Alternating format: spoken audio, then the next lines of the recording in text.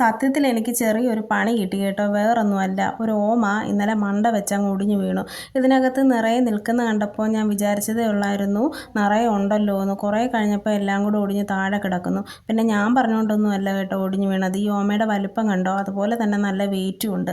എന്നാൽ പിന്നെ ഒരു തോരൻ വെക്കാമല്ലോ എന്ന് കരുതിയിട്ട് കണ്ടിച്ചു നോക്കിയപ്പോൾ അതിനകം ചെറുതായി മധുരം വെച്ചിരിക്കുന്നു. അപ്പോൾ തോരൻ വെച്ചാൽ മധുരിക്കും, എന്നാൽ പിന്നെ എരിശ്ശേരി വെക്കാമെന്ന് കരുതിയിട്ട് കഷ്ണിച്ചെടുത്ത് കേട്ടോ. എന്നിട്ട് കുറേ വൻപയർ എടുത്തിട്ട് വെള്ളം ഒഴിച്ച് കുതിർത്തെടുത്തിട്ടുണ്ട്. അപ്പോൾ രണ്ടും കൂടി കഴുകി വാരി കുക്കറിലേക്ക് ഇട്ട് കൊടുത്തു. എന്നിട്ട് പച്ചമുളക്, അല്പം മഞ്ഞൾപ്പൊടി, ഉപ്പ് ഇത്രയും കൂടെ ചേർത്ത് വേവാൻ വെച്ച് കൊടുത്തിട്ടുണ്ട് കേട്ടോ. അപ്പോഴേക്ക് നമുക്കൊരു അരപ്പ് തയ്യാറാക്കിയെടുക്കാം.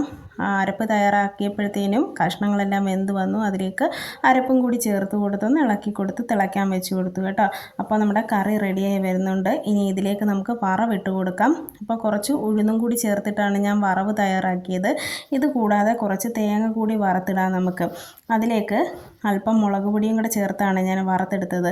എന്നിട്ടത് ആ എരിശ്ശേരിക്കകത്തേക്ക് ഇട്ട് കൊടുത്തിട്ടുണ്ട് കേട്ടോ. അപ്പോൾ ഇവിടെ നല്ല ടേസ്റ്റി ആയിട്ടുള്ള ഓമയ്ക്ക വൻപയർ എരിശ്ശേരി ഇവിടെ തയ്യാറായി വന്നിട്ടുണ്ട് കേട്ടോ. അപ്പോൾ നല്ല ടേസ്റ്റായിരുന്നു.